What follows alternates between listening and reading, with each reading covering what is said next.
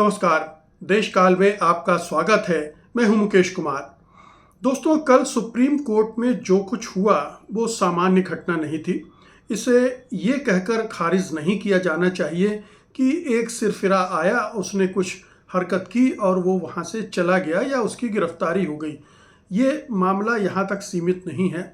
ये मामला जो आम आदमी के अंदर गुस्सा पनप रहा है, वो किस तरह से फटकर सामने आ रहा है, ये उसका नमूना है। और इसका एक नमूना हमने पिछले साल 2025 में सुप्रीम कोर्ट में ही देखा था, जब chief justice of India Suryakant पर एक वकील ने जूता फेंका था। ये साल भर के अंदर दो ऐसी घटनाएं सामने आई हैं जिनसे पता चलता है कि लोगों के अंदर जुडिशरी को लेकर कितना गुस्सा है, कितनी हताशा है और वो किस हद तक जाने को तैयार है। मैं ये नहीं कह रहा हूँ कि इस व्यक्ति ने, जो प्रबल प्रताप हैं, लखनऊ से याचिकाकर्ता, उन्होंने जो कुछ किया वो ठीक था। बिल्कुल ठीक नहीं था। उसका कोई भी समर्थन नहीं कर सकता है, क्योंकि उसने बहुत ही घटिया हरकत की। ये अपने विरोध के प्रदर्शन का तरीका नहीं है, ना ही सुप्रीम कोर्ट का वो मंच है जहां इस तरह से पेश आना चाहिए। प्रबल प्रताप एक अपनी स्पेशल लीव पिटीशन लेकर गए थे। उनकी याचिका इलाहाबाद हाई कोर्ट के आदेश को चुनौती देने के लिए से संबंधित थी। हाई कोर्ट ने उनकी रिट याचिका खारिज कर दी थी। उस रिट याचिका में उन्होंने लखनऊ के विकास नगर के एसीपी और डुप्लेक्स टेक्नोलॉजीज के खिलाफ साइबर क्राइम सिंडिकेट चलाने का आरोप लगाते हुए एफआईआर दर्ज करने की मांग की थी। हाई कोर्ट ने इसे प्राइवेट कंप्लेंट के रूप में मारने का निर्देश दिया था और वैकल्पिक उपाय करने का भी हवाला दिया था, लेकिन इससे संतुष्ट नहीं हुए प्रबल प्रताप और वो स्पेशल लीव पिटीशन लेकर सुप्रीम कोर्ट पहुंच गए। सुप्रीम कोर्ट में वो इन पर्सन अपने केस का प्रेजेंटेशन कर रहे थे। उन्होंने किसी वकील के जरिए नहीं किया, वो खुद खड़े हुए और उन्होंने बड़े अजीबोगरीब अंदाज में कहा, मिस्टर जुडिशियल सर्वेंट। आमतौर पर जो जजेस होते हैं उनको मीलाड करके पुकारा जाता है, इन्होंने जुडिशियल सर्वेंट कहा। I order you to order the registration of FIR against ACP Vikas Nagar. मैं तुमको निर्देश देता हूं कि तुम विकास नगर के एसीपी के खिलाफ एफआईआर दर्ज करने के आदेश दो। आई एम सोवरेन, मैं संप्रभु हूँ, मतलब मैं इन सब से ऊपर हूँ और वहाँ से ये आदेश दे रहा हूँ। जस्टिस केवी विश्वनाथन ने हैरानी से जवाब दिया, you are ordering me, you are ordering us. आप हमें आदेश दे रहे हैं। प्रताप ने आगे कहा, that is all from my side. मुझे इतना ही कहना था। एवरीथिंग इज ऑन रिकॉर्ड, और सारा कुछ रिकॉर्ड में। इसके बाद उसने क्या किया, वो जो केस फाइलें थी उनको वहाँ पर उछाल दिया। और यही नहीं, इसके बाद उन्होंने chief justice of India Suryakant के खिलाफ गाली गलौज की, बहुत ही गंदी गाली दी। और उसके बाद फिर सुरक्षा कर्मियों ने उसको धर दबोचा और ले गए। अच्छी बात यही रही कि कोर्ट ने इस पर ज़्यादा उत्तेजित नहीं हुआ, बड़े शांतिपूर्ण ढंग से निपटाया, अपनी शांतिपूर्ण ढंग से कार्रवाई जारी रखी और उस व्यक्ति यानी प्रबल प्रताप के खिलाफ किसी भी तरह की कंटेम्प्ट की कार्रवाई या कोई दंडात्मक कार्रवाई नहीं की। जस्टिस विश्वनाथन ने कहा, ही इज़ वेरी डिस्टर्ब्ड, वो बहुत परेशान है। इट्स ऑल फ्रस्ट्रेशन, ये उसका हताशा है। We only have sympathies for him, हमारे मन में उनके प्रति सहानुभूति है। We do not propose to take any action against him, हम उसके खिलाफ किसी भी कार्रवाई का प्रस्ताव नहीं करते हैं। मेरिट पर एसएलपी जो थी वो खारिज कर दी गई और कोर्ट ने कहा, we find no good grounds to interfere with the impugned order.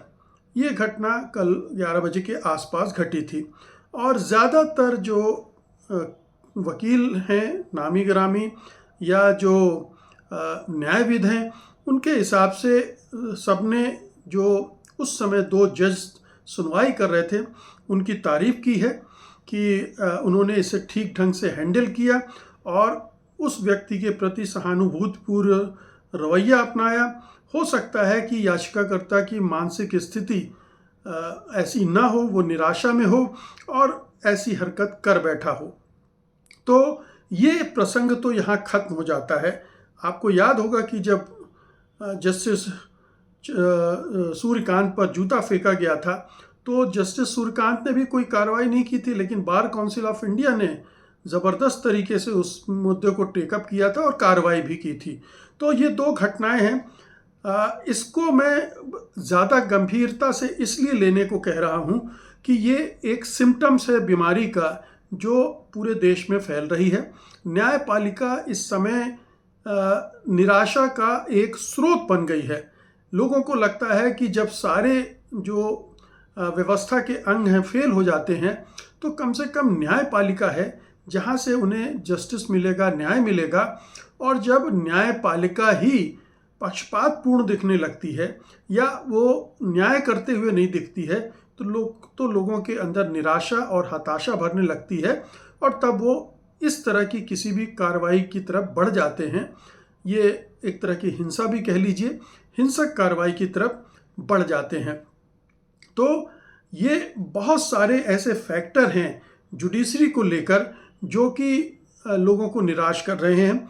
Higher judiciary में यहाँ ध्यान रखने की बात है कि पिछली बार जिन पर जूता फेंका गया था और इस बार जिनको गाली दी गई है, दोनों के केंद्र में एक ही व्यक्ति है, जबकि जस्टिस सूर्यकांत उस समय वहाँ अदालत में थे नहीं, लेकिन गाली उन्हीं को दी गई। आखिर ऐसा क्यों हुआ कि सूर्यकांत को टारगेट किया उस बंदे ने? ये भी सोचने की बात है कि कहीं ऐसा तो नहीं है कि लोगों का सारा गुस्सा सीजीआई पर केंद्रित होता जा रहा है, क्योंकि सीजीआई का जो रुख रवैया है लोगों की निगाह में, उनको लगता है कि सीजीआई अपनी जिम्मेदारी पक्षपातपूर्ण ढंग से निभा रहे हैं। बहुत सारे ऐसे मुद्दे केसेस आए हैं जिन पर उनका रुख रवैया बहुत जनता के हितकारी नहीं रहा, सरकार परस्त रहा है। ऐसा लोगों की मन में ये धारणा बनती जा रही है, बन गई है। तो ये एक बड़ी वजह है। फिर ओवरऑल जुडिशरी को लेकर एक निगेटिव, नकारात्मक पूरी माहौल बन गया है और इसकी वजह जुडिशरी खुद है, क्योंकि पिछले 12 सालों में जुडिशरी का सत्यानाश हुआ है। उसके पहले भी जुडिशरी कोई बहुत सक्षम थी या इंसाफ परस्त थी, ऐसा भी नहीं था, लेकिन 12 सालों में एक भयानक गिरावट लोगों ने देखी है कि ये पूरी तरह से सत्ता की चेरी की तरह जुडिशरी व्यवहार कर रही है। और ख़ास तौर पर सुप्रीम कोर्ट के जजेस ने एक के बाद एक जो सीजेआई हुए या प्रमुख जजेस हैं, जिसमें जस्टिस दीपक मिश्रा हैं, जस्टिस अरुण कुमार मिश्रा हैं, जस्टिस बोबडे हैं, जस्टिस चंद्रचूड़ हैं, जस्टिस गवई हैं और उनके पहले और भी रंजन गोगोई हैं। ये तमाम जजेस हैं जिन्होंने एक एक करके लोगों को, देश को निराश किया है। और इस बात को कौन भूल सकता है कि इसी सुप्रीम कोर्ट के 4 सीनियर जजेस ने बाकायदा प्रेस कॉन्फ्रेंस करके कहा था कि न्यायपालिका वो राजनीतिक दबाव में है, राजनीतिक दबाव में काम कर रही है। और ये एक बहुत बड़ी घटना थी कि सुप्रीम कोर्ट के सिटिंग जज इस तरह की प्रेस कॉन्फ्रेंस करके और इस तरह की बात करें।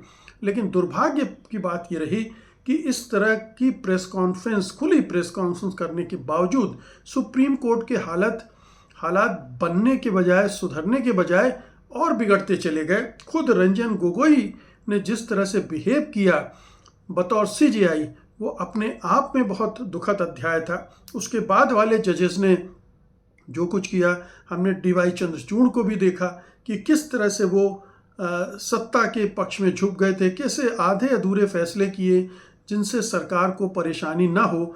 बोबडे का भी यही रवैया था और गवई भी कुछ खास नहीं कर पाए। इसके बीच में जस्टिस खन्ना भी आए, उन्होंने अपनी थोड़ा सा इज्जत बचाई, लेकिन कोई ऐसा कदम नहीं उठाया जिससे लगे कि वो भी साहस का परिचय दे रहे हैं। फिर हमने ये भी देखा कि बहुत सारे जो जजेस हैं किस तरह से पोस्ट रिटायरमेंट बेनिफिट के लिए सरकार की गुलामी करते रहे हैं। रंजन गोगोई का नाम हम सब जानते ही हैं, जस्टिस अरुण कुमार मिश्रा का नाम भी जानते हैं जो कि ह्यूमन राइट्स कमीशन के चेयरमैन बन गए थे, और हम उनको भी जानते हैं जो कि गवर्नर बन गए थे एक राज्य के। तो ये सिलसिला भी चल रहा है और कब किसको क्या पुरस्कार मिल जाए रिटायरमेंट होने के बाद, और सारे जजेस इस लाइन में लगे रहते हैं ज़्यादातर, तो ये एक निराशा का स्रोत ये भी है कि सारे जजेस कहीं कंप्रोमाइज्ड तो नहीं हैं, कहीं वो सत्ता के लिए तो काम नहीं कर रहे हैं, अपने भविष्य के लिए तो काम नहीं कर रहे हैं, और ये इसका सबसे दुखद और निराशाजनक पहलू है। और भी रीजन है कि पूरे न्याय व्यवस्था में लाखों मामले पेंडिंग है। सुप्रीम कोर्ट में ही हज़ारों मामले पेंडिंग है। न्याय बहुत महंगा हो गया है और लंबा समय लेता है। जाहिर है कि कॉमन मैन के लिए ये संभव नहीं है कि इतना महंगा और न्याय को वो हासिल कर सके और इतना लंबा संघर्ष कर सके। उसके दैनंदिन संघर्ष अलग हैं, और इन पर्सन याचिकाकर्ताओं की संख्या भी बढ़ती जा रही है, क्योंकि ये फ्रस्ट्रेशन है कि वकील के चक्कर में फंसकर पैसे बर्बाद होते हैं, कुछ मिलता नहीं है, तो अपना केस हम क्यों ना करें। ये एक नया ट्रेंड भी सामने आया है। बहुत सारे विवादास्पद फैसले हाई कोर्ट की तरफ से भी हुए हैं। कई राज्यों के हाई कोर्ट, खासतौर से बंगाल का हाई कोर्ट आप देखिए, लगातार पहले तो ममता बनर्जी के खिलाफ फैसले पर फैसले आते रहे। उसी कोर्ट के जजेस जाकर बीजेपी से टिकट लेकर चुनाव भी लड़ रहे थे, और अब इस समय भी वो सत्ता के साथ खड़ा है। और भी ऐसे राज्यों के, खासतौर से उत्तर भारत के राज्यों के, या आप गुवाहाटी हाई कोर्ट का भी याद कीजिए किस तरह से वो काम कर रहा है। तो ये ज़्यादातर जो बड़े कोर्ट हैं वो संदेह के घेरे में आ गए हैं, और छोटे कोर्ट, जो निचले लोअर जुडिशरी जिसको कहते हैं, वहाँ भी बड़े पैमाने पर करप्शन और सरकार का दबाव काम कर रहा है।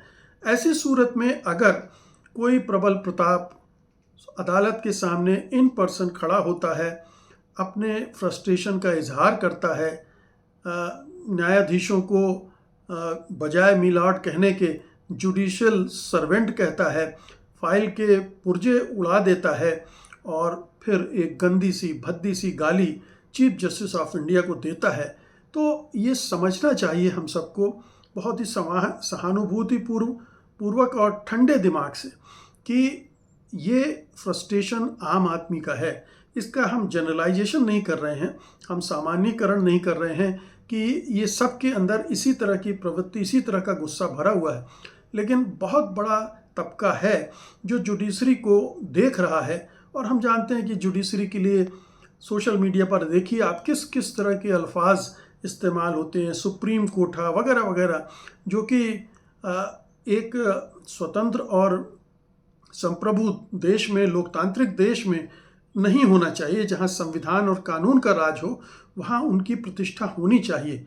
वो शक के घेरे में नहीं आना चाहिए, संदेह के घेरे में नहीं आना चाहिए। और आलोचना तो तमाम बड़े देशों में न्यायपालिका की होती है, लेकिन अगर वो उस लक्ष्मण रेखा और उस मर्यादा के बाहर जा रही है तो ये आम लोगों का दोष कम है, जुडिशरी का दोष ज़्यादा है।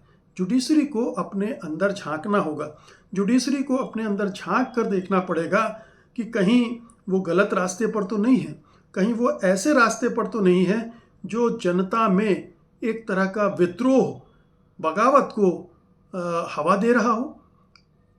जन जी की बात तो जस्टिस सूर्यकांत ने की थी, पैरासाइट की बात की थी, कॉकरोच की बात की थी। ये सारी बातें चीफ जस्टिस ऑफ इंडिया ने आम जनता के लिए कही, और जाहिर है कि आम जनता, ऐसा हमें लगता है कि उसकी मेमोरी शॉर्ट होती है, वो दिमाग से निकल जाता है, आगे बढ़ जाती है, लेकिन बहुत सारी चीज़ें ऐसी हैं जो उसके दिमाग पर काबिज रहती हैं, और समय आने पर वो उसका प्रतिकार करता है या उसका जवाब भी देता है। तो ये एक पूरी व्यवस्था का प्रश्न है, पूरे न्याय व्यवस्था का सवाल है, न्यायपालिका का सवाल है। तमाम जजों के लिए एक चेतावनी है कि वो अब इसको खतरे की घंटी समझते हुए एक बार फिर से अपने अंतरात्मा में झांकें, पूरी व्यवस्था का अवलोकन करें, एनालाइज करें और उसमें चेंजेस लाने की कोशिश करें। और ये जो मोदी सरकार अपने मन माने तरीके से जजों को भर रही है सुप्रीम कोर्ट में, गुजरात से लाकर, वो एक और पक्षपात और भेदभावपूर्ण न्याय व्यवस्था की तरफ जाने का संकेत देती है। तो बहुत सारी ऐसी बीमारियां हमारी न्यायपालिका में भर गई हैं जिनसे मुक्ति पाना बहुत ज़रूरी है। अन्यथा ऐसे प्रबल प्रताप बार बार आएंगे, बार बार ऐसी दुर्घटनाएं होंगी, बार बार हम शोक प्रकट करेंगे और बार बार न्यायपालिका की गरिमा, प्रतिष्ठा और विश्वसनीयता सब नीचे गिरती चली जाएगी। बहुत बहुत शुक्रिया आपका। धन्यवाद। नमस्कार।